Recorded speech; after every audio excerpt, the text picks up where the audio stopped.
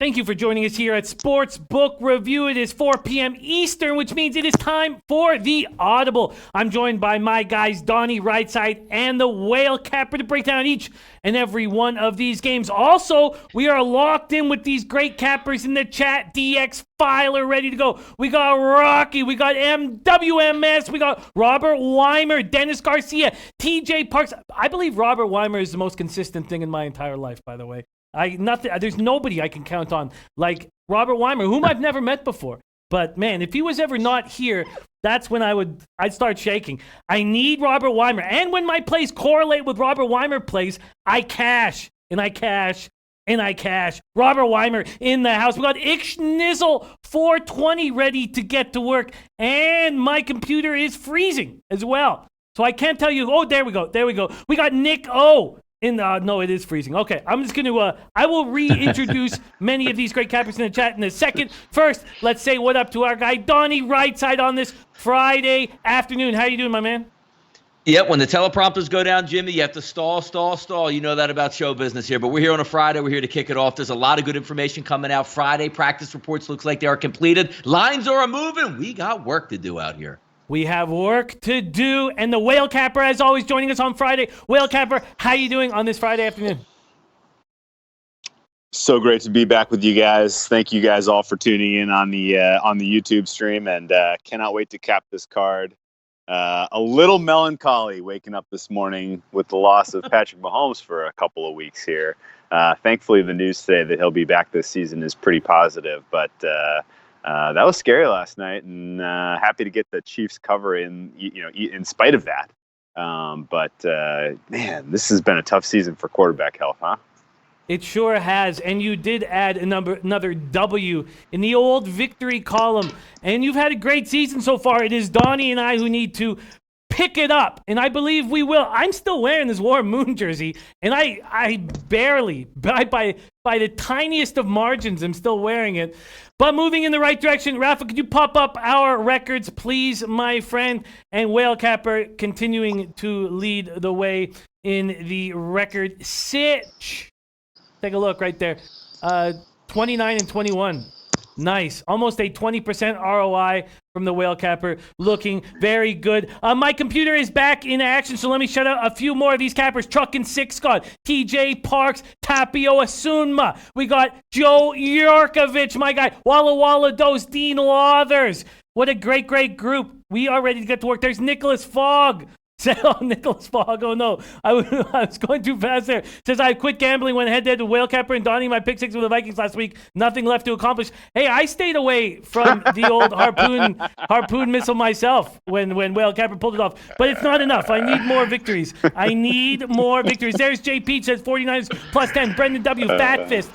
Big E, Remarkable Gaming. JF, Sean Mick, AM. Jake Bell, Brooklyn, Funk Project, Munchie, Crunchy, Macaroon 99, Gerald Jones. We have a packed house, so let's get right to work. There's D-Tate Doug, AU Rockin', Silver Malco, Brant Hunt, Kenneth Heath. Let's go. We are going to start with this Cardinals-Giants spot. Let's get after it right now. Cardinals, Giants. We're going to sportsbookreview.com, SBR odds page as always, and spreads and totals here for this spot. Come on, what's wrong with this computer? First off, the Giants open at -3. I'm not even logged in for some reason. What the hell's going on? My computer's hurting me right now. Let's talk about this game. 63 Fahrenheit, partly cloudy, 5 miles per hour is the wind. Saquon Barkley going to be back. Expecting him back. He's practiced all week. Evan Engram also expected to be back. We're going to get a look at these two studs from the draft going up against each other in Danny Dimes and Kyler Murray. Speaking of Kyler Murray, Kingsbury's offense has been rolling. They're getting a ton out of their running game. David Johnson, Chase Edmonds. They're also getting Patrick Peterson back, who will help enormously. This Cards secondary is giving up 281 yards per game, 30th in the league. I have 8 plays on this card. I'm all over this card, but I have yet to make a move on this game. Let's go with you, Donnie Rightside, Cardinals, Giants. Yeah, you know what? Actually, leaning towards later in the week here, liking the Giants a little bit more and more. We also saw some information coming out from Cliff Kingsbury today, Jimmy, that, DJ, the running back, who you really need in that offense, sets a nice tone, great pass catcher. He's going to be a game-time decision, which always hurts up front. Christian Kirk doesn't look like he's going to be able to make it back. So a little bit maybe underhanded coming in and playing the New York Giants. The one thing I really was hoping that the Giants got back was Sterling Shepard at wide receiver. That would really open it up, because I actually like these games where, the previous week you saw him play against New England, being a young quarterback, and not having your weapons, then getting some of your weapons back with Saquon Barkley looked like he's going to make his reemergence back into the lineup tonight. And also, Evan Ingram at tight end. That's going to open things up. So I think there's going to be points scored in this game, just because both of these secondaries, Jimmy, super trash on both sides. And we know the breakneck pace that you play with Arizona. The one thing that the Giants don't do well is really rush the passer. So there's going to be a lot of time back there for Kyler Murray to make plays. It's hard, because I don't think either one of these teams is very good. So you're going to say, all right, you're going to lay the 3. And we saw Arizona, starting to play a little bit better, back-to-back wins, showing they can be competitive. I don't really necessarily like a side, but if you're looking at the opening lines, 48.5, 49, now 51s on the board at some of the sharper books, I still think this has a really good chance to get over the total, though. Makes sense. I have the star beside it, but didn't pull the trigger. Robert Weimer liking the over. Brant Hunt liking the over. That makes a ton of sense. A ton of sense. Is this a move that we should make, Whale Capper? Okay, so I'm going contrarian here, and I'm looking for an under in this game. I think Donnie said it right. These are two bad teams. And in general, I think you are seeing the market is inflated on how good the Cardinals offense is, because they just played Cincinnati and Atlanta. Those two defenses cannot tackle. Those two defenses cannot cover. And I think people are assuming that you can lump the Giants into that discussion as one of these terrible defenses. What I have seen in the last several weeks, however, is a significant improvement in what the Giants are doing defensively. I think were it not for some special teams and some turnovers that created short fields for the Patriots, I think that the Giants defense would have held the Patriots to about 21, 24 points, which is damn impressive. And I think they dictate this game largely. I like the fact that the injuries for the Cardinals is going to make it tough for them to have a full complement of players out there. And I think, with Barkley and Ingram back, I think the Giants can get a lead. I think they can go with a relatively conservative offense. They can let their offensive line do their jobs. We have Patrick Peterson back for the Cardinals too, by the way. So even if Sterling Shepard was out there, it's not like he would have been a very meaningful target. This really has, sets up for two rookie quarterbacks who I don't think you can really count on getting to 20 points here. And, I think the Giants do get the win. I think the Giants do get the cover. But I like it in an ugly game, not unlike what we saw when the Giants went up against the Redskins, 3 weeks ago in the same spot. Yeah, could they get stuck in the red zone? I've not made the move. As I said, I was hammering, I was taking shots, but not here at this point. Be Great Ollie looking for a shout out. There you go, Be Great Ollie. Thank you so much for joining us. Jake Bell liking the Giants team total over. Robert Weimer says Whaler going under here. Wow, this screams over here. WTF. He says WTF. Kanoscat took the over in his pick 6. Be Great Ollie says going against the grain. Smart. Sean Mix says we'll be looking to take Ingram TD. That would be the way I'd go in this. Whale Capper, if you like the Giants to control this game, why aren't you on the Giants? Well, at the end of the day, Danny Dimes, I have a funny feeling that after a couple of sloppy turnovers against the Patriots, they're going to be taking some off of his plate here. And if they go full wire-to-wire running approach with Sack Barkley, who he's not in game shape. He's missed a couple weeks. He still could be a little bit limited. I can see a scenario play out where the Giants are stuck in mud too. There's just a lot of game states here that I think play to kind of first to 20 wins. I'm surprised that the total's gone up as much as it has, especially with the news of the Cardinals injuries. I wouldn't be surprised if some late money starts to pull this thing down as we get closer into the weekend. Interesting first game on our card. Let's move to another very interesting spot because the three of us each have bets on this game. No two the same. So we're all on a different angle here with Texans, Colts. Texans, Colts. Opens Colts -1. Still there, although there'd be a 6-cent move towards the Texans. This total opened up at 48. Is now at 47.5 for 47. I'm backing the Colts here. And it's pretty simple. They're coming off of a bye, and I just feel like there's a huge coaching advantage that I can maximize. And I'm going to take Frank Reich here off the bye. I think they can minimize what the Texans do well, and this could be a letdown spot for the Texans. But I don't actually – let me take that away. That was an angle I sort of had on Tuesday with Donnie, but I don't see how this very important divisional game could be a letdown spot, even though they went into Arrowhead and won. So I guess I take that back. T.Y. Hilton always eats against the Texans. Do we put a line through that with no Andrew Luck? Maybe we do. This offensive line continues to impress for the Colts. Brissett being sacked 6 times, tied for second fewest in the league. Hyde has been so good for the Texans, and I said this. I know I'm a Niners fan, but if he doesn't have to pull all the weight, if you can use him situationally, he can be very, very good. 10th in the NFL with 426 rushing yards. I am on the Indianapolis Colts here. That is my look. Got him on the money line. Donnie Rightside, Texans, Colts.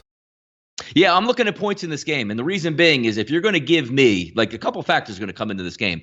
It's not so much, me, I don't like Bill O'Brien. I don't think he's a very good coach. But sometimes styles are going to make fights here. If you're going to tell me that the Colts are going to be down both of their starting cornerbacks, against the single most elite wide receiving core in the NFL with one of the more electric quarterbacks, I don't see how the Colts defense is going to stop. Well, Donnie, they came up and they played well against a hobbled Patrick. I understand that. But you're going to get a healthy Kenny Stills, who hasn't been in the lineup for the last 2 weeks. You're going to get Kiki Coutise back. You're going to get Will Fuller's back. You're going to get Nuke Hopkins. I don't see how the defense holds up. I mean, I think both of these teams, because also you're taking a look at a Houston secondary that's banged up as well. Both of these teams are going to be in the high 20s, an absolute shootout in this one. 47 to me, Jimmy, in this game seems like a steal. Let's go over. All right, there is another angle to this game. Donnie liking the over. I'm on the Colts. Whale Capper, Texans, Colts.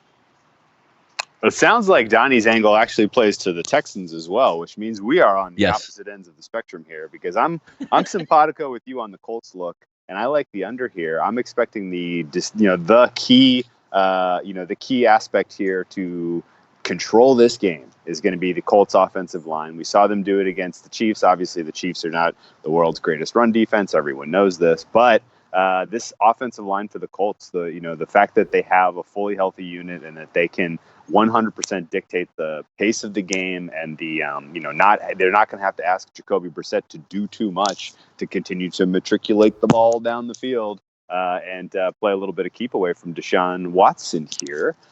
Points about the Colts defense are all valid. Yes, Donnie, they did hold up against Patrick Mahomes, and this is a tougher test. But this is the second week in a row on the road for the Houston Texans, and the Colts are coming off a bye. I think you have to factor those things in, and you have to expect a fresher team and a more physical style of play here for the Colts to shock the Texans a little bit. And we've seen Bill O'Brien put together a couple of decent weeks in terms of kind of coming up with good game plans and strong performances. So he's due for a clunker. We all know how my feelings about Bill O'Brien, and if we've learned anything from the last 2 Colts matchups, Frank Reich can he has Bill O'Brien's lunch money. He goes out there and he steals his lunch money in these matchups with the Colts Texans nowadays. And I'm expecting the Colts to get a win. I'm expecting them to dictate the entire the pace and the control the game from wire to whistle here. And I took under 47.5 as one of my favorite looks on the card this week. I was here we go. I was initially interested in the under, and got off of it after our Tuesday show, hearing Donnie's breakdown. And I will happily sit on the sidelines and watch you guys go head-to-head with my Colts in my pocket. Brendan W. says Colts and the under here. Brooklyn Funk Project, Colts. Teddy B says Colts -1, lay it. Kenneth Eats says Texans, Colts, hard game. Macri99, love the Colts here. Ziggy Balls leans Colts. Shelby Richards, Colts, and the under on that spot. So one more quick point, sure. I guess. It sounds like since we kind of have alternate feelings about this game, this is probably a correlated outcome here. Like, I don't necessarily see a game where the Texans get a win and it stays well under 47.5, and vice versa. If the Colts do win this game and cover the number, I don't know how it's going over. So this is a nice one. Maybe if you feel strongly one way or the other, that you look for a little bit of a correlated side and total here and get a little frisky on the parlay.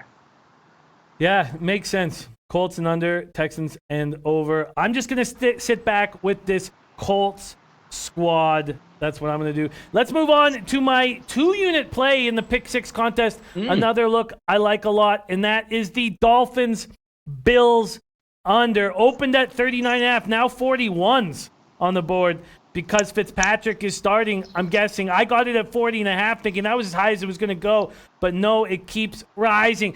Opened at Bills minus 16. Pinnacle still holding at 16.5. Everywhere else at 17 right now, but we've seen 16.5 and 17 going back and forth, back and forth, back and forth. Bills coming off a bye. They don't have a high-powered offense, so my whole idea was that they weren't going to put up a ton of points, and you know, Fitzpatrick had some pretty incredible,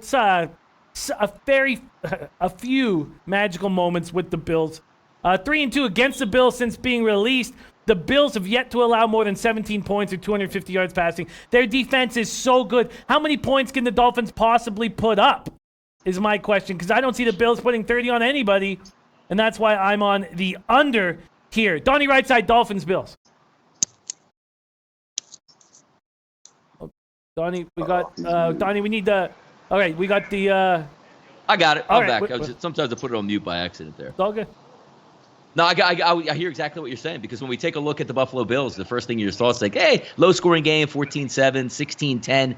When you take a look even at the legal sports books here in New Jersey, when we're taking a look at, let's just say, FanDuel or DraftKings, they're as high as 29.5 as the team total for the Buffalo Bills. That should tell you all you need to know about the Miami Dolphins defense. The one thing you do like, yes, the Buffalo Bills are coming off the bye. The Buffalo Bills look to be fully healthy. Singletary's coming back to add that little extra dimension to Frank Gore at running back. Wide receivers who were banged up a little bit early in the week through practice, they're looking like they're going to be good to go. And the one thing that hurts, which is a shame, Jimmy, because I think if you had Rosen as your starting quarterback, a little bit more of a plotter back there, checking it down, keep the ball moving, keep the clock going. The one thing that always hurts is when you have a Ryan Fitzpatrick at quarterback, which you had the perfect combo last year in Tampa Bay when you had Jameis Winston, the ultimate boomer bust quarterbacks. Ryan Fitzpatrick doesn't give a damn if you're triple covered and he throws a pick six on a slant. He's going to try that the very next play and hope for a big play just like the one that went against him. That's my only downfall, because I don't know if the Dolphins are going to be a score all that much, but the only problem is, are they just going to set the Buffalo Bills up in short field positions all game long? 17 points the Buffalo Bills have to cover. It sounds outrageous. A team total of they're going to have to hit 30 to cover that. That tells you how bad the Miami Dolphins are. I don't have a bet on the side here, and it's kind of tough because I was leaning with you, Jimmy, earlier as an underplay. I'm not so sure the Buffalo Bills don't get into the 30s and Fitzpatrick just doesn't go haywire with a couple big plays for the Dolphins and a couple negatives against them. That does concern me, but with Rosen, the way Rosen was playing, making so many mistakes, I think that Fitzpatrick has to lead by example out here right now and play smart more than anything else. I don't think this is the type of offense he can fire it all over the field, but your point is definitely, it makes a ton of sense, and it is a concern, and Pie Guy's concerned too. He says, I bet the under, then they announced Fitzmagic. Eddie Stacks has got to take the plus 17 and probably the under, plus 17 for sure. Robert Weimer says, why is this game still going up? Miami can't score on my ex-wife, and she's never had a shutout. Love the under. Please send us picks, Robert Weimer. Ziggy Ball says, I like the under and lean Dolphins on the spread. Brendan W. says, Bills have no business laying 17 to anyone. Eddie Stacks says, no way Bills put up a lot. Pie Guy says, Miami could score 0 points and cover. Eddie Stacks says, too much value on the Dolphins. Pie Guy says, a kick return fluke and you get the cover for sure. For sure. Nice to have you, Rye Cape. Thanks for joining us. Robert Tagaloa, the Samoan Thunder, says, how does Miami score? Ziggy Ball says, Bills should not be minus 17. And Brendan W. says, this game screams over. Nutflush Allen, Dolphins team total under.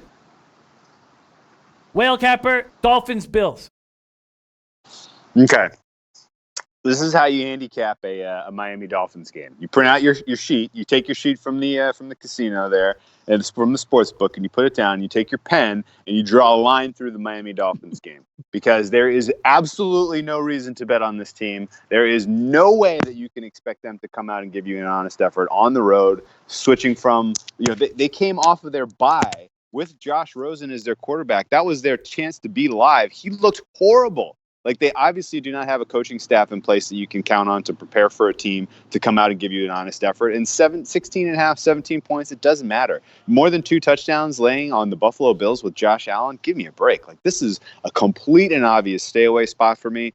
one of my good handicapping friends has made a very strong case that this is an overlook. And I picked at it and I questioned him and I tried to figure out, what are you seeing in this? And I still don't get it. I think this goes over if there's a couple of defensive turnovers, not unlike what we saw on the Patriots versus the Miami Dolphins game. But this switching back and forth from Rosen to Fitzpatrick is like, you're going from a D to a D minus or an F to a D. Like these are horrific quarterback performances we're seeing from these guys. And a lot of what you said about Rosen wasn't looking great, and Fitzpatrick has to look better. We said exactly the same thing when they went from Fitzpatrick to Rosen earlier this season. So this was an easy one to stay away from. I have not stayed away. Stayed away. I'm on the under. And I think because of Rosen's immaturity on the field, not in the locker room or anything like that, I think that Fitzpatrick is going to play more sound and not make some of the mistakes that we see him make with great wide receivers and a great offense behind him, like he had in Tampa. Or playmakers. I guess I should put up playmakers. So I'm still, we shall see. But I'm on the under here, and it's moving away from me up to 41 now. Next up, Vikings-Lions. Lions opening up as -2. Now Vikings at -2 and a 2.5 at a couple spots. Total opened up at 44. Now 43.5. I probably should have already made the move on the Vikings. I didn't. I have 3 stars beside it. I also had interest on the under, and I have nothing beside it. No question mark or a star. So we talked about 2 weeks ago how Minnesota needed that game against the Giants, and they did get their confidence. Then we watched them abuse a beat-up secondary against Philadelphia. They've averaged 33 points the last 2 weeks. Dalvin Cook continues to play great. Now Kirk Cousins starting to step up. 6 touchdown passes, 1 pick last 2 games. Detroit's lost 2 straight. They're just a team that's tough to trust with Patricia at the helm. They've had big leads in their last 2 games, not being able to take care of business. They're not doing anything in the red zone. They're 30th in the NFL with 4 touchdowns and 9 chances. They're just struggling in the red zone. And the Vikings are heating up, man. And now Hunter leading the league with 8 tackles for losses for the Vikes. Vikings are a balanced team. I probably should have already hammered them. I did not. Donnie, Rightside, Vikings-Lions. This is probably the toughest game of the week for me to cap and get an official play on the side or try to give absolute advice on what we look, because last week you had a huge emotional win by the Vikings. They wanted that victory bad at home against the Philadelphia Eagles, and they got it. You had the Detroit Lions on the road that feel they got robbed in a situation, put a lot of emotion, trying to put that one behind and then saddle up and again go to another divisional football game this week. The Lions are sneaky. There's no question about it. Now, when I talk about saying the Lions are sneaky, what does that mean? Well, if they're sneaky, I would like them to get 3, 3.5, or 4 points, stay inside the number, be competitive. Detroit has to win this football game. Do I think they have a chance to win it? I do. But the fact is, you had that whole moment, which Minnesota sets up well for the rest of the season. You had the moment where wide receivers aren't happy, wanting an apology from the quarterback. Another wide receiver not showing up, getting fined $200,000. And still performing the following week. I think everybody hugged it up. They got their differences out. They have an elite level defense, a fantastic coach that is their de facto defensive coordinator. And now you have a quarterback coming in with much more confidence. They're good at every level, it seems like. Good at wide receiver, solid tight ends. The offensive line, a little bit to be desired. But then you have the dominant running game, the quarterback that when he gets going and gets some confidence can deliver. And let's talk about a defensive line, secondary, and linebacker core playing all within one. It's hard. I like the spot that the Detroit Lions are actually in this game, but I won't be betting them. I think Minnesota is here until I see them fall off for the rest of the season. They're playing at an elite level right now on both sides of the football. Dustin H. says Detroit is going to win. They're pissed, and the NFL is going to give them at least one I'm sorry penalty. Mark my words. The Sport 78 says Minnesota averages 33 points at home, 17 on the road. Robert Weimer, Detroit here. Second Cousins is in another big game on the road, so it is Detroit for me, although I'm not getting to the window because when I put cash on Detroit, they dog-style me hard every time. Whale Capper, Vikings-Lions. Yeah, that a lot of what was said there makes a ton of sense to me. I think Detroit is the right side here. About 5 different times this week, I've had it in my queue, like the Lions are going to win this. Lions money line is the play, and I've pulled it every time. And at the end of the day, my discomfort is a lot what was said. The Lions are going to be angry. And when you're an angry team, it can go one of two ways. It can either focus you and you play up, or you can be distracted by it because you feel like you've been cheated. And every time something happens in the game where you feel like you're not getting a favorable whistle, you can, lose a little bit of focus. And, and the next thing you know, you've given up, a 70-yard touchdown to Diggs or Thielen. So this is a tough spot for them. And if they had a coach that I had more belief in than Matt Patricia, I would be, without a doubt, I would expect the first of those two focused angry performances instead of like distracted angry. Really, like, I think the Lions are live still in the NFC North, especially at the price that's available out there right now.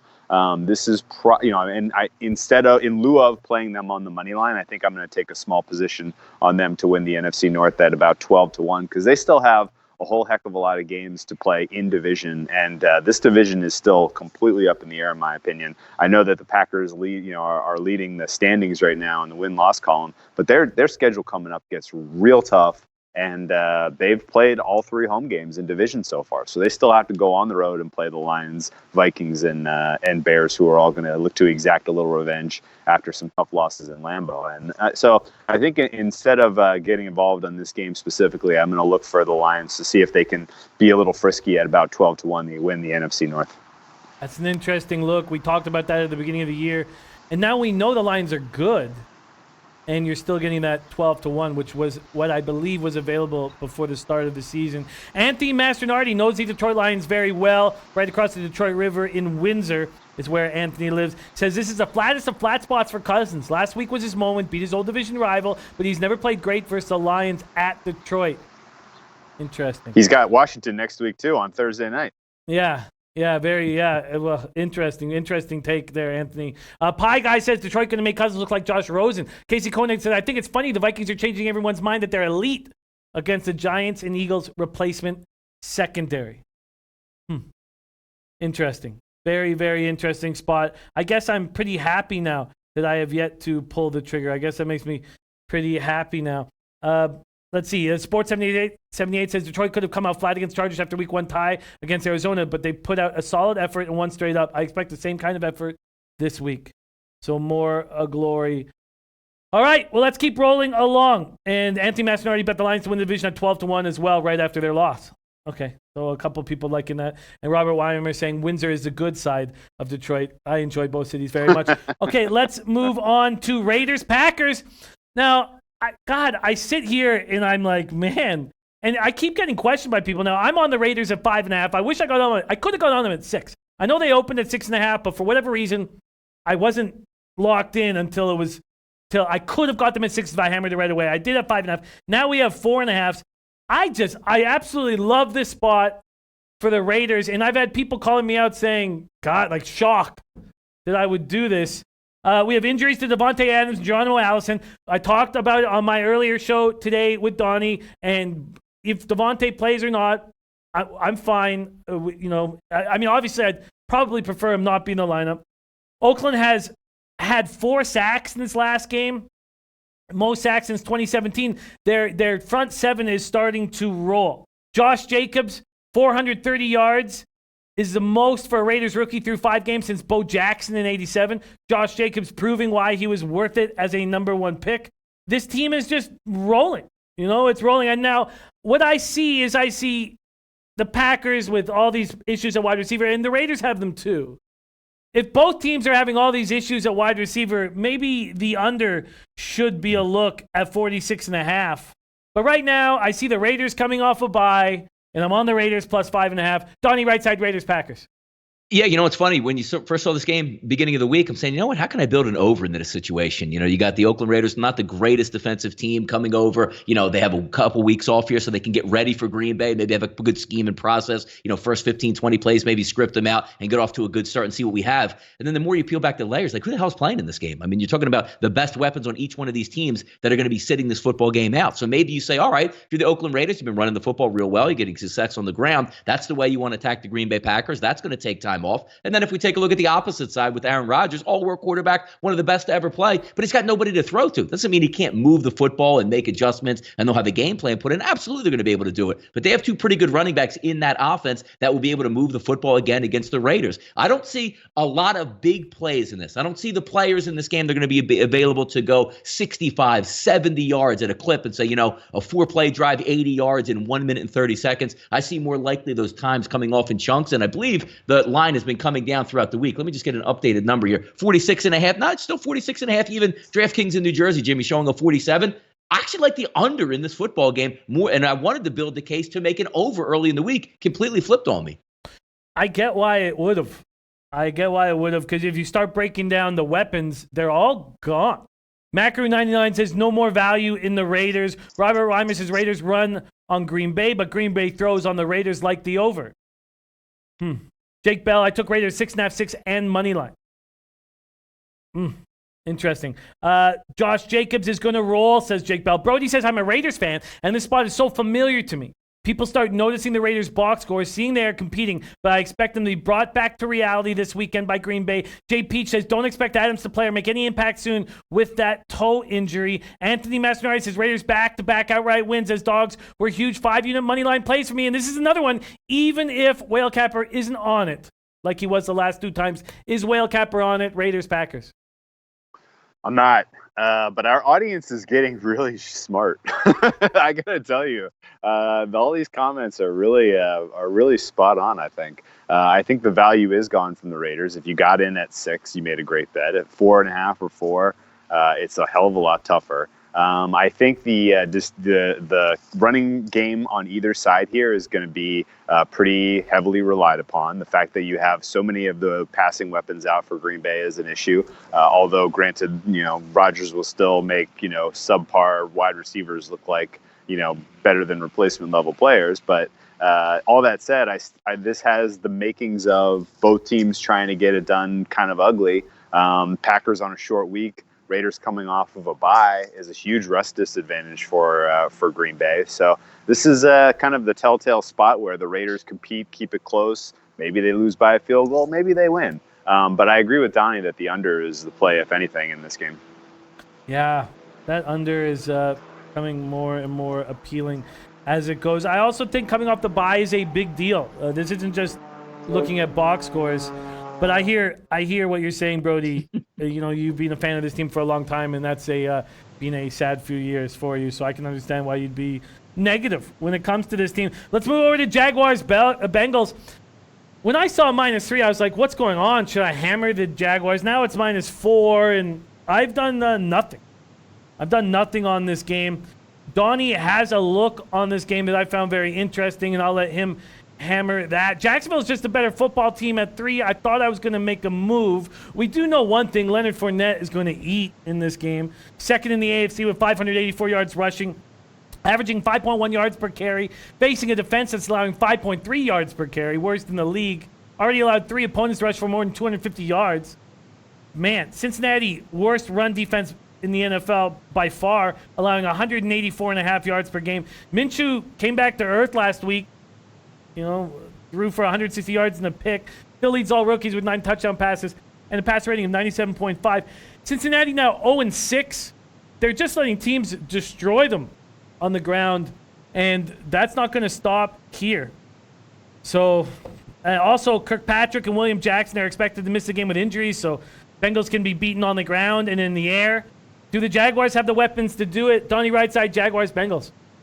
That's the question. Isn't that the question? Like, can the Jaguars actually put up some points? And you're looking and saying, like, you try to take last week for what it was. That was a pretty big game that they were trying to get up for. We got the Saints at home. Let's see if we could take control here. Struggled a little bit on offense, still moved the football, but the Saints were really game last week. Great defensive game plan, hung on for that victory. But when you try to square this game up, you're right, Jimmy, because you try to find in bad teams, like, what's the scenario going to be? Like, what can they actually get up for? A couple weeks ago, we talked about, Denver's last stand out in San Diego and, some teams that can improve or we don't want to blow things up. I don't get any vibe out of Cincinnati that they're going to put forward an amazing effort on defense. I mean, just about their entire you're talking about the top pass rushers, both defensive ends missing this football game. 3 defensive backs, including their 2 starters, already on an already horrific defense, are not going to play. So what does that tell us here? Your pass rush is going to be light. Minshew, who's already pretty good in the pocket in moving around and extending plays, he's going to get extra time to find his wide receivers. I don't see where the stops are coming from Cincinnati, but it's also one of those things that we try to tangle with Jimmy and say, where we really like the Jacksonville Jaguars is getting points, getting 2, getting 3, getting 4, being game, hanging around in these ball games. But when you take a look at some of the games that actually Jacksonville did play and what they did on offense, if you can just take last week and say, what? Give a lot of credit to New Orleans. They're playing really good on defense. They lit it up against Carolina. They lit it up against Denver. Move the football a little bit against Tennessee. Move the football against Houston in a road start for a rookie quarterback. They're evolving on offense, and I'm not so sure that Cincinnati can stop them all that much. So you're saying, hey, Donnie, looks like you're going to be really on the Jacksonville side. Actually not. I like the total over in this game because I think Jacksonville is going to be able to get into the 20s in this game. And as we saw last week, no matter how bad your football team is, if you have some competent wide receivers, which Cincinnati does, if you have a veteran quarterback, he's going to throw you into some good positions. We don't need 50 points. We don't need 55 points. We need 43.5 points. I think Jacksonville's going to set the pace. I think Cincinnati can score late because, again, you're talking about Jalen Ramsey. He's going to be off and running, but off and running in the trade. But when you're looking overall about Jacksonville, this isn't the Jacksonville team of the last 2 years. 20th, 25th in overall defense in the NFL. Cincinnati should be able to get some points, but I think Jacksonville's going to carry the bell here. I think we see an over in this game. I'd rather take the over here than a side. So interesting. I find this game so difficult because when you look at it at first, you're like, of course the Jags are going to beat the Bengals. Pie Guy says, I hammered the Jags at -3. My entire cap in this game. The Bengals are bad. Ziggy Ball says, I lean Jaguars off 2 losses. They need this. Robert Weimer says, don't like this game at -4. Stay away from me, but the Jag-offs pass rush will control the Bengals. Then again, the Bengals only need a few minutes to cover this low-scoring game. Whale Capper, Jaguars, Bengals. Oh, we need your audio, my friend. Okay, Whale Capper, Jaguars, Bengals. Yeah, sorry, man. I don't mind Donnie's look on the over there. My initial gut read on this was another dead under spot that the Jags can't score in the red zone. And then you dig a little bit and you see Cincinnati is going to be without 2 of their key cornerbacks in this one. They could have just an all-time bad defense out there this week. And if we've seen anything over the last several weeks, if you are struggling as a quarterback, all you need is a get-right game against the Bengals or the Falcons. In the case of Kyler Murray, both was a nice treat for him. But this Bengals team is a little sketchy offensively. I thought the over was a great spot in that Pittsburgh Bengals game, and they scored 3 points. I think I was on the under last week, and their 2 touchdowns were a garbage time score at the very end of that game, and a kick return to start that game. So the offense isn't necessarily clicking perfectly, but I'm at a scary place where I can't see any value in backing them whatsoever any given week. And in general, if the market feels that way, if you kind of have that read, you have to be a little bit careful that that's not the buy low spot on a given team. But it doesn't make sense to me to get involved in this game either way, just because I don't know that I trust Minshew to score enough to cover, and there could be all kinds of stuff happening in garbage time here. So if anything, maybe the over is a fine look, but I'm going to stay away from this one. As am I. I'm going to stay away. Donnie on the over. And Fam saying, Jimmy, take the under. Because I'm all over this. I'm the total king. Says under. Fournette will eat and milk the clock. Bengals have lost their wide receivers due to injury. I'm going to stay off this game. It made me uncomfortable right away. Even though I understand that a simple look was just back in the Jags. But I'm not going to do this. And Fam questioning his under. He's questioning his under after hearing both of your breakdowns. Let's move on to Rams, Falcons. Rams open up at -3 at even money at +100. Now they're at +102. Heritage is at 2.5. And I thought when Jalen Ramsey was going to be in the lineup that it would get to 3.5. And I'm on the Rams here. So they bring in Jalen Ramsey, one of the top players in this position, without a doubt. Rams place Aqib Talib and John Johnson on injured reserve. They trade Marcus Peters. Ramsey's going to help Troy Hill, Darius Williams, and Marquise Christians. Very young secondary after Jalen. So that's the Rams side of things. You think that Ramsey would spark this team, and you had to believe that McVay was going to go all out, even though they've started 500. Then you have this Falcons team where Dan Quinn fires all his coordinators after last season, names himself defensive coordinator, and they're last in the league in scoring defense and sacks. Ryan's starting to play pretty well, but this defense is just destroying them. With the Rams, look, for me, it just feels like Atlanta's season is over. They lost to a terrible Cardinals team. If Goff gets a clean pocket, he can be okay. I expect him to have a clean pocket here this week. And I backed the Rams. Donnie, Rightside, Rams, Falcons.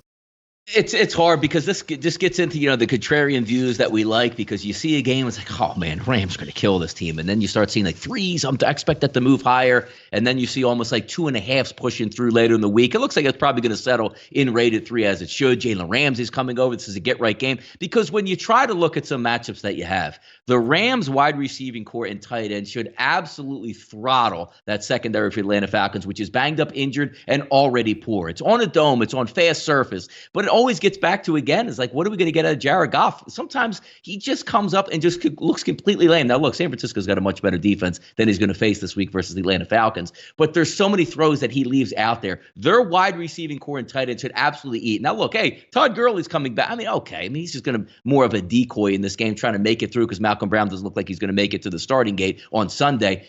It just looks too easy, Jimmy, sometimes. And I know it's a cop-out. And so, it looks to just stay away from it. And why don't you just take the Rams if it is that easy? Something doesn't smell right in this football game for me at this point. Jalen Ramsey should be able to at least slow down Julio Jones. You say, what's not to like about the Rams? But that line movement, all the money pouring in on the Rams, it not moving that much. What's to like about the Atlanta Falcons? Looking like a dead team in the water. I can't get an overall grip in this game. Do I like the overlook?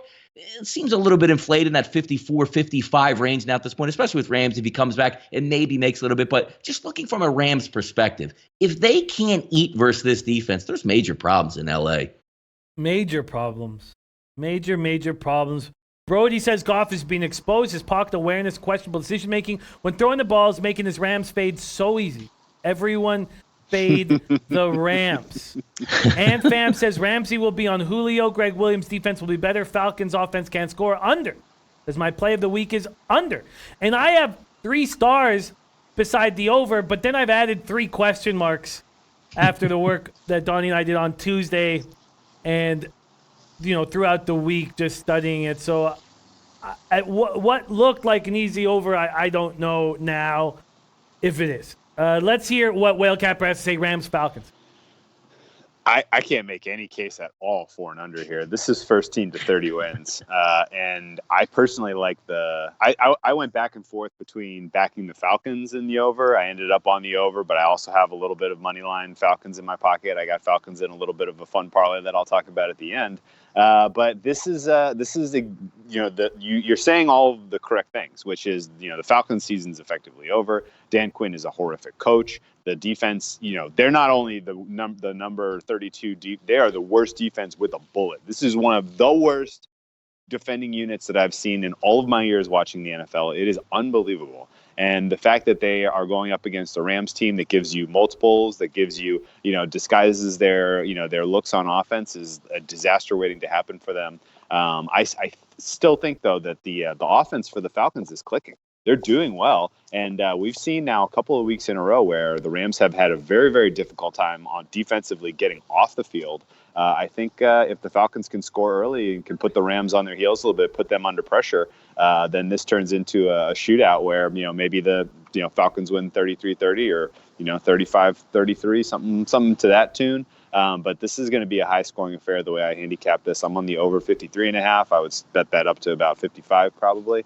And I like the Falcons to get right here and get a win. Although I think after we come out of this game, we're going to be saying, boy, this Rams defense, even though they got Ramsey, still has a heck of a lot of other problems. And it comes from the fact that they're so top-loaded. They have so much money at this point invested in, Gurley and who's not contributing, and Goff, who's overpaid, and Aaron Donald, who's the best defensive player in the league, but you can double him because there's just not enough other not enough other threats on defense that you have to be, especially scared about. So I think this is an offensive shootout, and I think the Falcons get it done. Very concerning. And every time I've taken the Falcons this year, I don't know why. I'm already going to lose all my futures on them, and I still lose money on them every week. Like, it's just a glutton for punishment with these Falcons. And now I'm going to fade them when Whale Capper's on. Are they going to just... I mean, okay. I'm very concerned. I'm very concerned. Victor Lou says... You know what it is? You know what it is? You got to go back to start calling them the Falcons. Yeah. That's the only thing different this year than last year. You had a dead read on them last year. All my Canadian brethren, they all call them the Falcons, but I've got it out of my system. But I still okay. I'm gonna just get this up. I'm very concerned here. Victor Lou says Rams roll, which makes me a little more comfortable. Ant Fam questioning is under. Chris Temple saying Falcons will lose big. I will call them the Falcons moving forward, but I am going to continue in NHL capping calling it a dressing room, no matter how much that bothers my American friends who think the only dressing rooms are at the Gap. In the NHL, we change into our gear in a dressing room, and we have our whole lives, and I'm going to stick to it no matter how embarrassing it is. Okay, let's keep rolling along. This is a spot that I wish was my 2-unit play, and I was between this and the under in the Fish-Bills game. It's the under in Niners-Redskins, and it was pretty simple. We can break down some of these stats, but this Niners defense is so special, and they're driving or flying across the country where they just need to get a win and get out. Now, yeah, Shanahan may have some issues with this team or this city and may want to put his foot on their throat, but that's sort of childish. What he needs to do is get in there, get the win, get on the plane, and come home healthy and keep everything very, very simple. Simple. This Niners team went winless on the road last year. They're incredible on the road this year. They haven't had a winning record on the road since they made it to the NFC title game in 2013. They're winning games with 2 backups at tackle. Look what the Cowboys are doing with 2 backups at tackle. They're getting killed. They look terrible. This Niners team keeps winning. No Staley, no McGlinchey. They keep winning. They've allowed a league low 150.2 yards per game passing, second in points allowed, and total defense. They allowed 48 net yards passing last week to the Rams. What can you say good about the Redskins? Callahan promised to commit to the ground game, and yeah, he did. Great. Peterson goes for 23 rushes for 118 yards in Miami. I'm on the under here. Niners, Redskins. Now, if you want the Niners, you can get them at 9.5 for 10. And the under opened at 42.5 and is now at 41 or 40.5. And I'll have to check it when the graphics come up, but I believe I got it at 41.5. Donnie, Rightside, Niners, Redskins.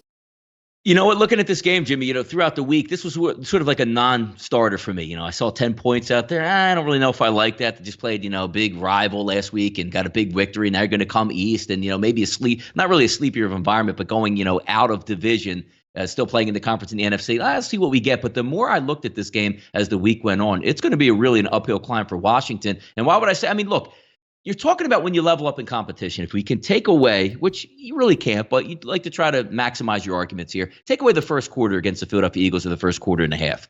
The Eagles destroyed them. Then you go to week 2. Dallas destroyed them. Week 3, Chicago destroyed them. Week 4, the Giants embarrassed them. Week 5, New England destroyed them. They go on the road, and they're basically handicapped in the first half. Josh Rosen was awful. But before you could blink, they're a 2-point conversion away from losing to the Miami Dolphins, not covering, they didn't get the 14-point cover. Outright loser to the Dolphins. So you try to set it up this week and you try to get some outside, adjectives that are coming in. And what I mean by that is the head football coach all week long saying, yeah, you know what? I enjoyed my time there. I enjoyed the football and absolutely nothing else. He would love it not any more than in the fourth quarter of this football game, if it's 24-3, if it's 20-3, 17-7, to punch in that late score on Dan Snyder. I've completely swung over. I really like the 49ers, as square as it might be. And also, when you're talking about a defense and a front seven that can really get after the quarterback and strangle things, there's no tight end on this Washington team that can hold up that's going to be a difference maker. That's your outlet valve. And you know what else your outlet valve is?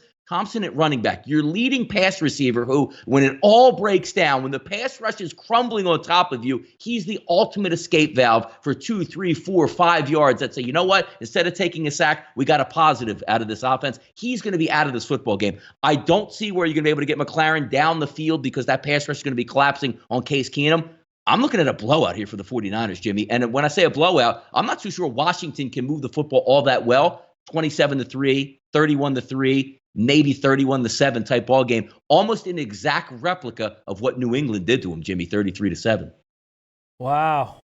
Very, very interesting. Macru99 said San Francisco covers easy. Normally would be a letdown spot, but Shanahan goes out of his way to embarrass Snyder and Allen. Ant Fam says, this is my team. Under. Simple. Niners offense, slowest paced team, great defense. Redskins, well, are the Redskins. Jimmy G does not throw for tons of yards. We run. And we run a lot.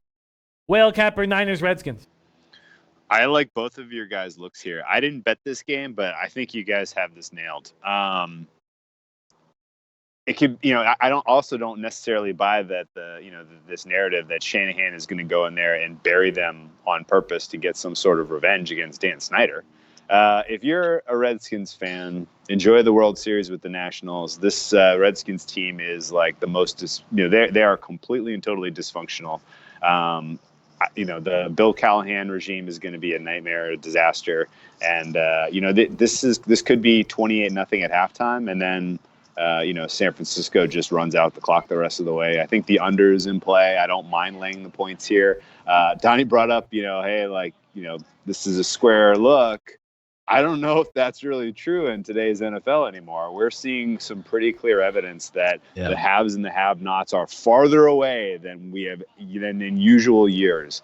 And clearly, to me, the Niners are a good team that is well coached, that has a superlative defense, and the Redskins are the exact opposite of that. So this is a mismatch, and 10 points is probably pretty cheap, really.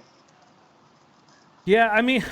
Oh, interesting. I would like to back the Niners here, and I guess you're right. 10 points is cheap here against these Redskins. I just 9.5's out there too. I mean, that's a huge number between that 9, which makes you feel good on those double digits. If you get that 9.5, it just feels a lot better. So, Donnie, do you feel like them flying all the way across the country is a smaller issue than I'm maybe making it out to be?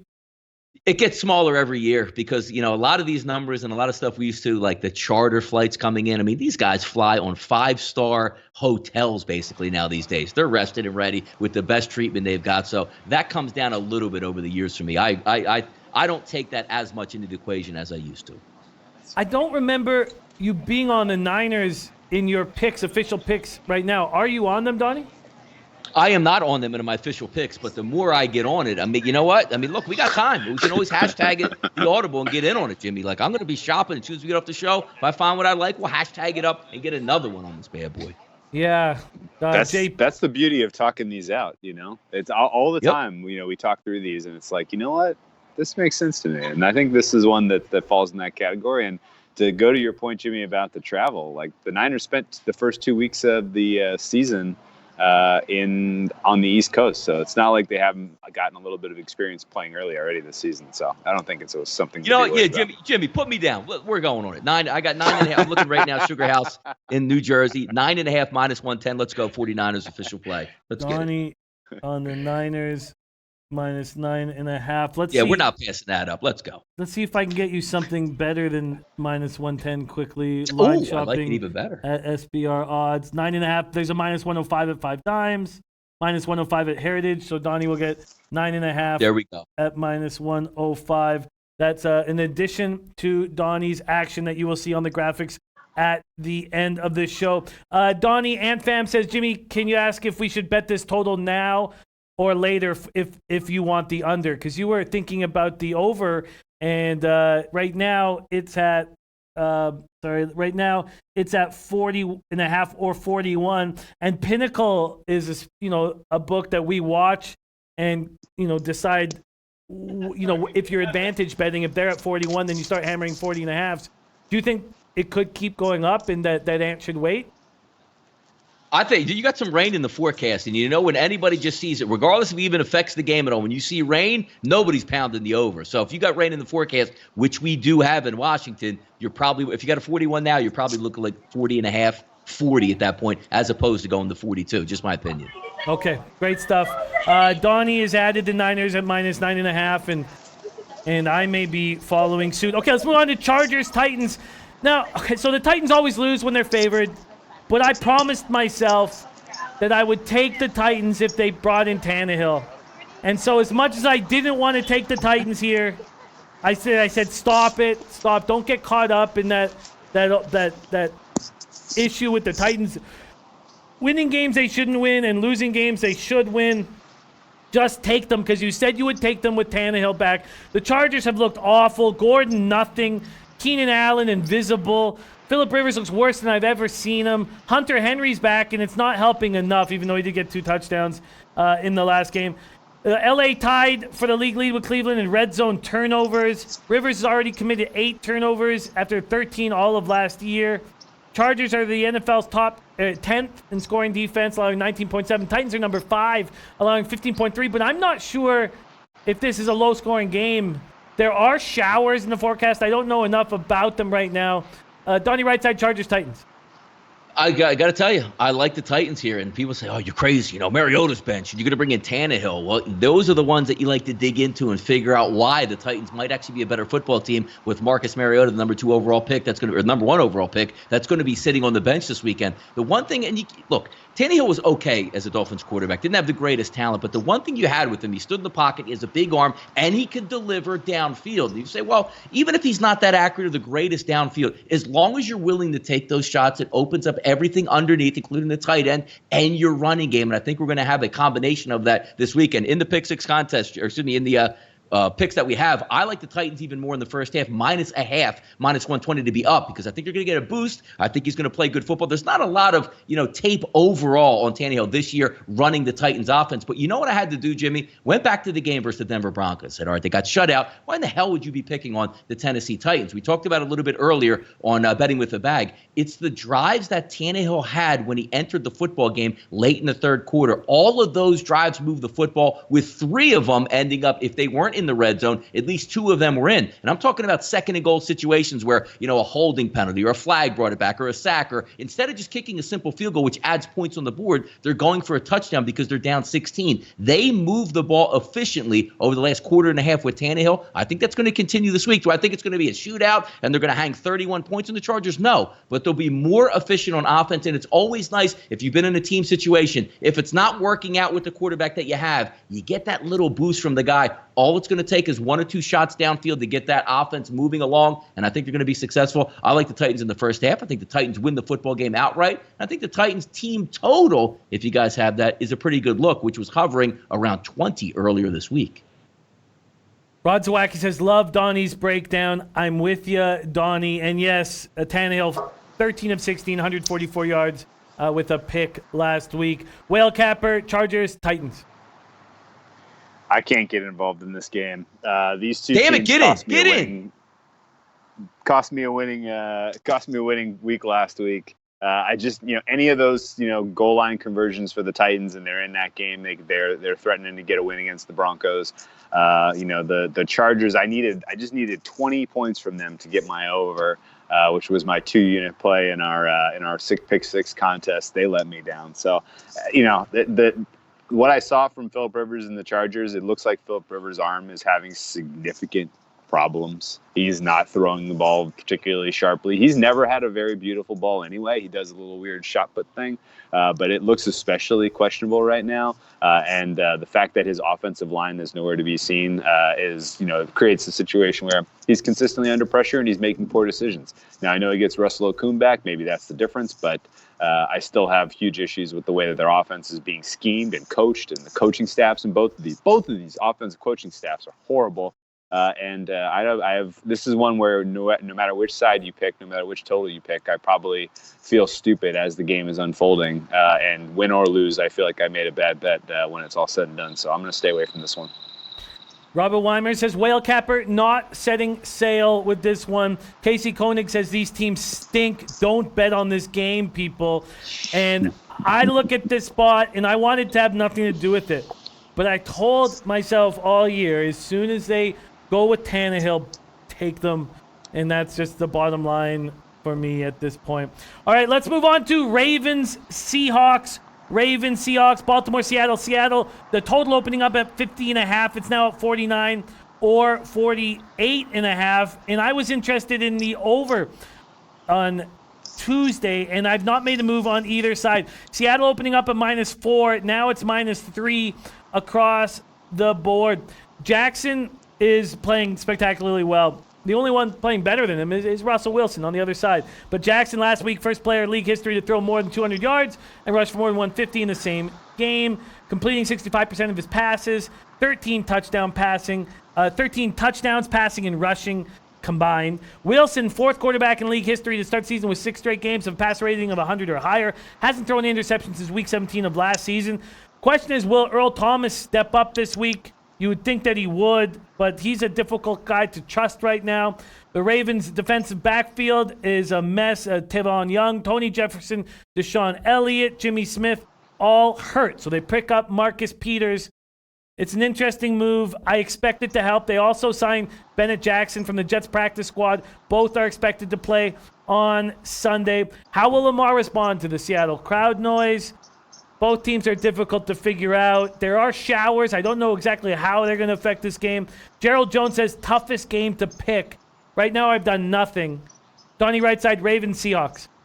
It's a great game, and I'm looking forward to watching it. You know what? I actually like the Baltimore Ravens in this game, Jimmy, and here's the reason why. Look, we know Lamar Jackson is devastating as a runner. Now, you do have, you're going to be on turf, which helps him out a little bit. We have some pretty good edge pass rushers that you're going to come up against and a pretty athletic linebacking core. But there are some shots that he's going to be able to take downfield. If he hits them, that's the bigger question mark. But the one I can't get out of my mind when I look at the Seattle Seahawks, Russell Wilson is so amazing that he's underappreciated. We talk majorly about the Tom Brady's of the world, the Aaron Rodgers, and how athletic they are.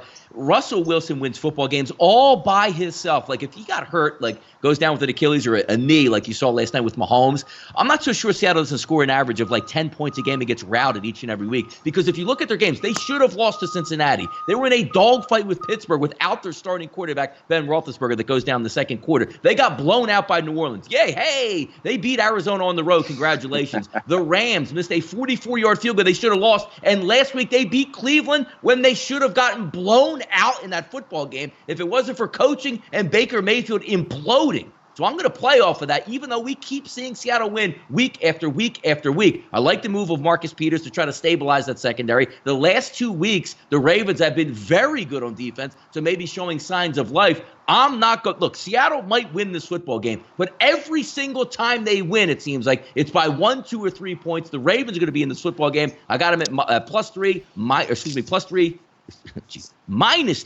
+100 in this football game. They're going to be live, and I'm not believing the Seattle hype just quite yet because they should have some losses around their neck. I think they might get it this week. That breakdown makes a ton of sense. Let's see what Whale Capper has to say. Ravens, Seahawks. Finally, some synergy with Donnie. Getting on board with my Ravens. I'm on Ravens money line here. I backed them at +150. For almost all of those same reasons, this is a sell high spot on Seattle. Seattle's defense is a problem. They are going to get Jaron Reed back. He can rush the passer, but guess what? He goes up against all universe offensive line. Ronnie Staley, I'm hopeful, is healthy and fresh out there. I know he's been, a little bit banged up, but if the offensive line shows up for the Ravens, and if all of their weapons are clicking offensively, I don't know that Seattle can keep up with them this week. Seattle loses Will Dissly. I think that is an understated important factor because Russell Wilson has kind of used him as a safety blanket in a lot of the plays where things are breaking down. He's found him leaking out. They had some nice chemistry, and I think that's going to be an adjustment this week as he tries tries to find a new target from the tight end position. Russell Wilson in general, I think, doesn't match up great against this Ravens defense, and I think he looks, he comes back to earth a little bit. I personally think he clearly ought to be considered the MVP of the league to this point. I don't think that's hugely controversial position, but at the same time, I think that he is still fallible and still capable of getting outplayed by a young quarterback in Lamar Jackson, who matches up spectacularly well against this defense from Seattle that I am just not in any way taking part of, that they are going to hold Seattle under 25, 28 points. And I think Seattle, if they slip up whatsoever, if they can't keep up for even a couple of drives, if they're kicking field goals instead of scoring touchdowns, that's all it's going to take here for Baltimore to kind of take, to take advantage and get the lead and run away with this thing. And, the fact that that they have so much balance running and passing right now, and that they can run out the clock and play keep away from Russell Wilson, I think is huge too. So Baltimore's the right side here, in my opinion. I'm on the money line with them. They've been my team this whole first half of the season, and I'm not stopping. Not going to not back them this week when they have such a favorable price in a spot where I just can't get enough of them. So let's go Ravens. Ravens backed by both Donnie Rightside and the Whale Cavern. We have to speed it up a little bit. We have 3 games left. Next up, New Orleans, Bears, Saints, Bears. Bears open at -4. They are back to -4 because of word that Kamara has been ruled out. You could have got them at -3 like Donnie Rightside did had you acted early, but now -4. This total keeps dropping. I got on at 38.5. There's a 36.5 at 5 times, 37s at Heritage and Bet Online. No Kamara. Very difficult. Saints looking to improve to 5-0 with Teddy Bridgewater as a starter. 69% of his passes completed. 1,089 yards, 7 touchdowns, 2 picks. Man, who would have thought they'd go 5-0 with Bridgewater as their starter? Bears are getting Trubisky back. We'll have to see. I mean, huge question marks around him. But if you're back in the Bears, you'd rather have him than Chase Daniels. With 18 sacks, New Orleans tied with Green Bay and Tennessee for 6th in the NFL. Sean Payton getting everything from this team. He's just done a spectacular job coaching so far this year. Donnie Rightside, Saints, Bears. Yeah, this is going to be a good defensive battle. It's amazing. Well, how the hell can you get the Saints in a defensive battle if you've been watching? I mean, they're very good on the defensive line. They're playing pretty well in the secondary. And again, you're going to get an offense that's, not really built for the big play. It's funny when you're trying to cap a game early in the week and midweek and late week where you don't even know who the quarterback is going to be by the Chicago Bears, because it really doesn't matter. It's like, one hand Chase Daniel can do some things. The other hand, the Maserati can do a few things. I do actually like the Bears, though, in this spot. And you're right, I did get it, and I sent it over earlier today, the -3, -120, before the Kamara news came out. Now, look, it's certain instances where you guys, you got to keep up on stuff. If you thought Kamara was going to play this week and you were waiting until he's out to make it, you knew that line was going to move either direction. And there's no way you were going to take the Saints early in the week knowing that he's probably going to be out, because once he does go out, that line's going to go up, as it did from 3 with use up to 4 at some spots. I wouldn't be surprised if this line actually does settle in around that 3.5 range, where people say, well, it is still the Bears, and they don't really move the football. But you're going to get the New Orleans Saints on a slower type field that the Bears have. The Bears have played well at home on defense. I think they're coming off the bye. It's a big game because, look, if the Bears lose this game, there are going to be riots on the Miracle Mile out there in Chicago this weekend if they don't handle it, and their season is up in flames. This is a huge spot for them, and it's not so much saying, Kamara's out, but the Saints are still going to have a good game plan. I understand that, but it's the simple fact is when you come into a game and you're game planning, you have to game plan for Kamara at wide receiver, in the slot, as running back. You take that out of the equation, they can't replace it, and it allows you to pin your ears back, because no longer is that screen pass or that dump that can go 15 to 20 yards. You throw it to Latavius Murray, it might get 1 yard. A lot of weight lifted off the Bears' shoulder on defense. I think they'll handle their business and get the win and cover this weekend, Jimmy. Whale Capper, Saints, Bears. You agree with Donnie? I do. I think he made a good point there. And my initial read on this one was to look for the Saints. The Saints have just been doing it with defense, and you get a guy like Mitch Trubisky or Chase Daniels or whoever the Bears tried out there. I felt like the Saints defense was playing at a level where they could have dictated the game, and they could have let Teddy get the win with 150 passing yards like he's been doing. That said, I thought the Kamara injury is huge. The spot for the Bears is big. They need to play up in this one or their season's over. Coming off a bye, that sets up well for them. Donnie has made good reads on the Bears for years and years at this point, so no reason to doubt him at this point. And I would actually take my time on this and say there's no look-ahead line for the Saints next week. That tells you that Drew Brees is almost coming back. And honestly, the fact that he's gotten these weeks to rest his shoulder, the fact that he's not going to be on fumes, gassed, having difficulty throwing downfield in December and January this year means the Saints are 1,000,000% live in the NFC. They are probably your NFC title winning team, which means if they lose, San Francisco wins again, maybe Green Bay wins again. Like if you can get a nice price Saints future in your queue, the minute that those futures go back up, if the Bears come away with the win here, that is a play on, no doubt about it. I think the buy price for the Saints is probably around 6-1 to win the AFC, around 9 or 10-1 to win the Super Bowl. And I'm almost certainly going to be scooping those tickets as soon as we see a market open up after this week's games. That makes a ton of sense. I love that breakdown. We got to move a little quicker, guys. Eagles, Cowboys. I jumped on the over 48.5 after Donnie's breakdown. I'm betting with the bag this morning. It's available widely at 48.5, although Heritage and Intertops, what am I saying? Wow. It is not. Sorry, 49.5s now and 49. The 48.5s are juiced to minus 125. Bet 365 moved it up a full point to 49.5, and I already bet it there. I got it on the show at minus 109 on the over 48.5 this morning. Wow, big change there. Neither team scoring in the first quarter, but maybe so far this year, but maybe because of all the injuries they're dealing with, there will be scoring. For the Cowboys, looks like Smith and Collins, their tackles will be back. They return to practice on Thursday. Looks like they'll be back. Cobb and Cooper do not look like they will be back. Maybe you have more information. The Eagles have a ton of injuries too. They're without Darby and Mills, nickel corner, Maddox, and key backup LeBlanc. Or probably LeBlanc, sorry. No, these guys aren't French. They're 13-5 when Darby and Mills start. 13-5 when Darby and Mills start, and they need them badly. Donnie Rightside, Eagles, Cowboys.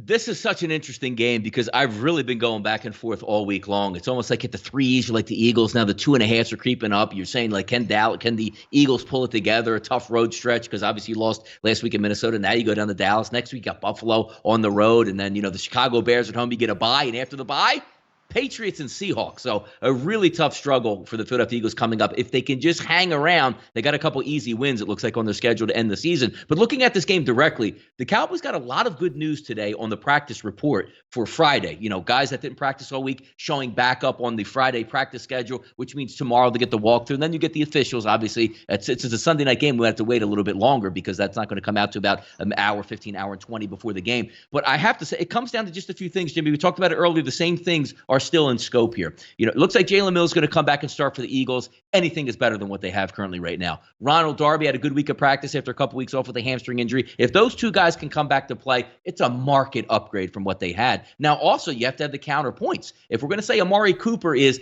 hobbling to practice with a bad ankle and a quad, how effective can he be? Because if he is effective, he can light the secondary up for the Philadelphia Eagles. But if he's not, that's going to be big. And how about, Tyron Smith at one tackle, La'el Collins, the best combo in the NFL probably for a tackle combination. Both of those might play the game, might not play the game, but if they do play the game, there's a good, hey, look, would you be surprised at the end of the first quarter, midway through the second quarter, that both of those guys are on the sideline because they just can't gut out their injuries, which is knee problems and high ankle sprains? That's going to be tough to do. It might be one of those where I really sit back. My heart says the Eagles should be able to win this football game, but we've seen them time and time again just can't come up with stops, especially on the road against a team that can pass. Let's not forget, just because Amari Cooper is down, the Dallas Cowboys offense is still rated fairly high. And if the Eagles are down at secondary, and hey, look, Ron Darby could come back in the game and pull his hamstring again. Jalen Mills hasn't played a football game in a year, and he's going to show up and play in a huge game down in Dallas. This is a really tough one for me. I still like the overlook because I think both of these teams have the abilities to get into the mid to high 20s, so I think that's more likely. The side, it's really a toss-up for me, Jimmy, at this point. I don't think I'm going to make a move on the side because I already have futures on the Eagles. I have the Eagles to win the division, and this will tell the tale of that bet right now. A lot of people in the chat liking the Cowboys. Whale Capper, Eagles, Cowboys, and we got to keep it tight. Still got one game to go and need to put a bow on this. Okay, I'll do my best. I'm on the Eagles here. This is another one where I like the Eagles. I like the over. I waffled all week. I ended up on the Eagles, and now I kind of maybe I feel a little bit better about the over now that we're getting all this injury information trickling in here. I still think that the Cowboys are the fade in this spot. I know that obviously they're putting everyone out there. They know how important this game is. They know that the entirety of the rest of their season depends on this game. And a lot of that is because the coaching and ownership situation is so fragile there right now. You're on a 3-game losing streak. You had a promising offense going with Kellen Moore. And then, Jason Garrett goes in there and he gets his terrible offensive coordinating fingers and everything. And they're forcing the ball to Zeke Elliott. They're not doing play action any longer. They're no longer getting guys wide open down the field through scheming. Like this has gone completely sideways for the ownership and for the coaching here. And I think that is really what dictates the rest of the season for the Cowboys, more so even than just this game, where I think the Eagles can play up, the Eagles match up well, and the Eagles can score points and put pressure on this team. And if Cooper's a little limited, if Gallup is a little limited, you don't really have receiving options that can get open against the true weakness of this Eagles team, which is their secondary. So I think this sets up for the Eagles to get a win, but it's going to be a fascinating game either way, because it does, like you said, set up the rest of the NFC East in terms of the futures market. So it'll be fun to watch. It sure will. Big Sunday nighter. And then we have the Monday nighter Patriots Jets.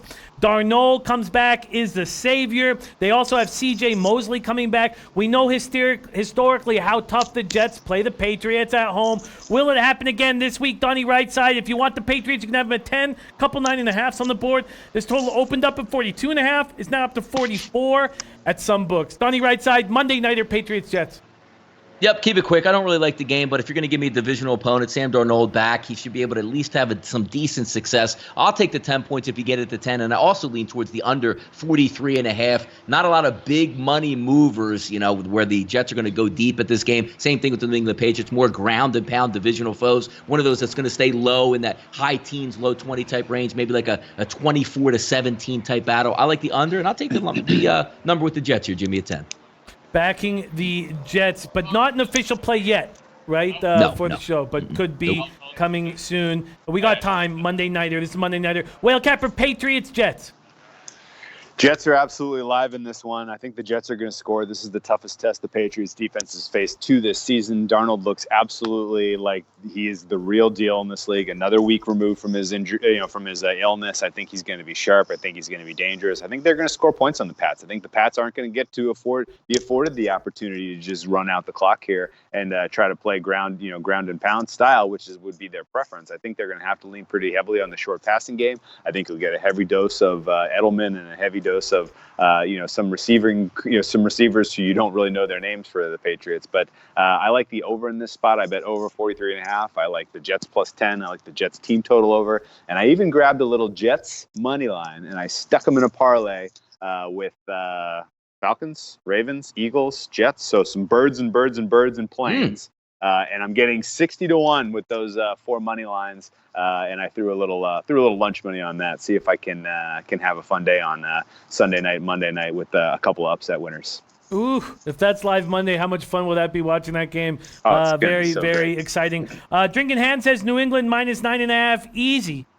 But that's not the look here from Donnie Rightside and the Whale Capper. There you have it. We've broken down each and every one of these games. Let's take a look at official plays right now. Remember, this is going to be Donnie Rightside's official plays, but he has added the 49ers minus 9.5 at minus 105. My man Rafa, can we pop up Donnie's action? There it is, right there. Houston, Indy over. Jackson, Cincinnati over. Titans first half minus a half. Bears minus 3. Bears team total over. And Ravens plus 3 with the addition of the Niners. Now let's take a look at Whale Capper's official action here on the show. Already cashed with the Chiefs. Arizona Giants under 49.5. Houston Indy under 47.5. They're going head-to-head there. Rams, Falcons over 53.5. Ravens money line. Eagles money line. New England, New York Jets over 43.5 at plus 102. There you have it. And let's pop up my action right now. Official plays. And we have 8 of them. Woohoo! Going to be fun on Sunday. I'll be taking a little trip to Panama, so I will be heavily intoxicated while I watch these go down. Miami, Buffalo under 40.5. Colts, Rams minus 3. Raiders plus 6. Woohoo! San Francisco, Washington under 41.5. Titans minus 2. Got the under 38 in that Bears game. And Philly, Dallas over 48.5 was a late addition from the late show when I had my guy Donnie Rightside on. There you go. There you have it. We have no show without these great cappers on the chat. Casey Koenig, Dustin H, Ant Pam, Jake Bell, Sean Mick, DX Filer, Macaroon 99, The Sport 78, Tomarino Tomor, Drinking Hand, Rye loving the Pats 31-14, Triple K Marine, Chris Temple, Shane Mason, Brody, Ziggy Balls, Ant Pam, Dennis Garcia, Ick Schnizzle, Robert Weimer, Craig 77, Tomarino Tomor, all you guys, we have no show without you. Thank you for your great insights, your humor, and everything you bring to the show. Donnie Rightside, any last words for these great cappers in the chat and those watching at home? 250 on a Friday. Let's continue to grow the show. It's a lot of fun. I enjoy doing it. It's funny, Jim, because even when you said it, it was already 5:15 Eastern time. I was like, oh my God, time goes really fast. We could talk about these for double the time. Thanks for joining us. Let's get some money this weekend, have some fun. We'll be right back on Tuesday, setting up you for another week right here on sportsbookreview.com's The Audible. Well put. Whale Capper, any last words for these great cappers? Thank you, guys. We absolutely appreciate everyone participating. And Jimmy, I'm feeling good for you this weekend, man. You beat the hell out of the market with a bunch of those numbers. So great work by you. This is the time of year where market moves. You really have to start thinking about why they're moving, what's going on, and if you can capture that closing line value, you're going to be pretty happy. I feel like on Sunday and Monday here. Donnie, I liked your card as well. Everything except for that Houston over. I think you got a great looking card.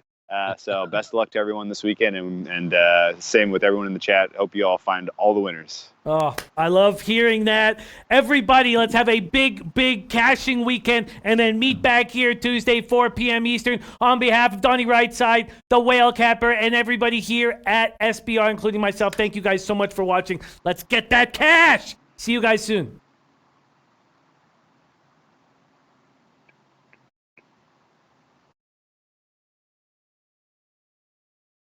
Do do do do do do do do.